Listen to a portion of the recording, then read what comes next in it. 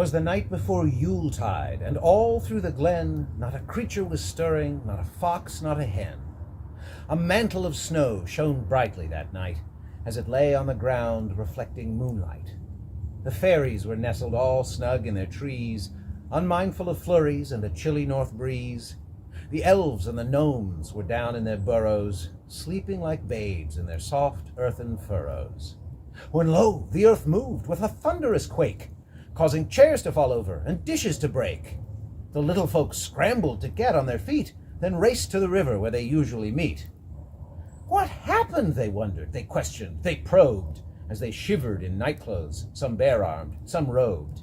What caused the earth's shudder? What caused her to shiver? They all spoke at once as they stood by the river, when what to their wondering eyes should appear but a shining gold light in the shape of a sphere. It blinked and it twinkled, it winked like an eye, then it flew straight up and was lost in the sky. Before they could murmur, before they could bustle, there emerged from the crowd with a swish and a rustle a stately old crone, with her hand on a cane, resplendent in green with a flowing white mane. As she passed by them, the old crone's perfume, smelling of meadows and flowers abloom, made each of the fey folk think of the spring, when the earth wakes from slumber and birds start to sing. "My name is Gaia," the old crone proclaimed, in a voice that at once was both wild and tamed.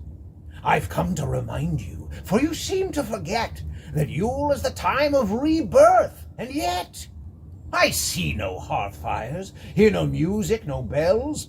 The air isn't filled with rich, fragrant smells of baking and roasting and simmering stews, of cider that's mulled or other hot brews.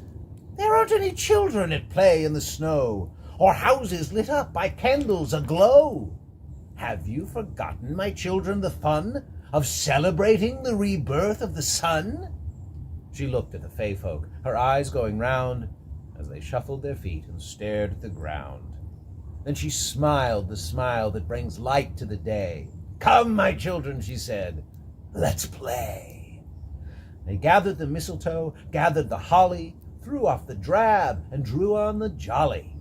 They lit a big bonfire, they danced and they sang, they brought out the bells and clapped when they rang.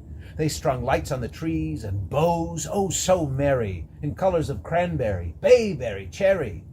They built giant snowmen and adorned them with hats, surrounded them with snowbirds and snowcats and bats. And just before dawn, at the end of their fest, before they went homeward to seek out their rest, the fey folk they gathered round their favorite oak tree and welcomed the sun neath the tree's finery. They were just reaching home when it suddenly came. The gold light returned like an arrow-shot flame.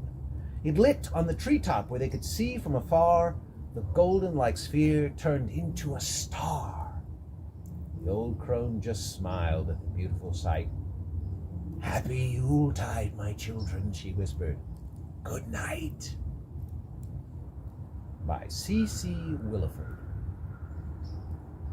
Happy solstice.